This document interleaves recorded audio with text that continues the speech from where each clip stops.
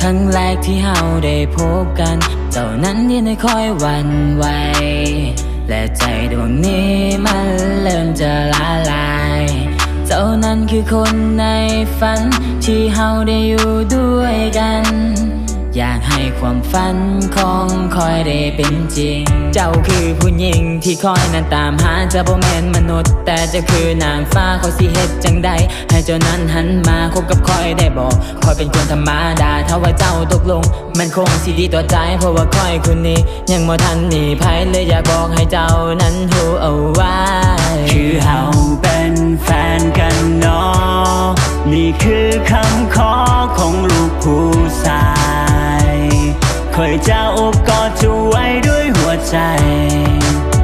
และสัญญาจะบ่มีภัยต่อให้โลกนี้มาลายคอยก็หาเจ้าเขาสองคนลองมาคบกันดงดีบ่อยากให้เจ้านั้นลองเปิดใจพออยู่ใกล้เจ้าแล้วหัวใจมันละลายอยากบอกว่าเจ้าน่าฮักที่สุดเลยแล้วเบิ่งคัก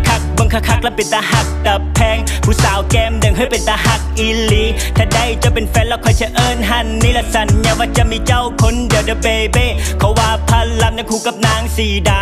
ท้องฟ้ายังคู่กับดวงดาวขนาด3Kยังคู่กับป่องเก่าแล้วคอยบอกตรงว่าคอยอยากคู่กับเจ้าถึงว่าหน้าตาคอยจะบ่หล่อแต่คอยจะขอฮักเจ้าคนเดียวหญิงอื่นสาวได้คอยกับบ่ขอของเกี่ยวจะฮักเจ้าคนเดียวเดินลานางเอ้ย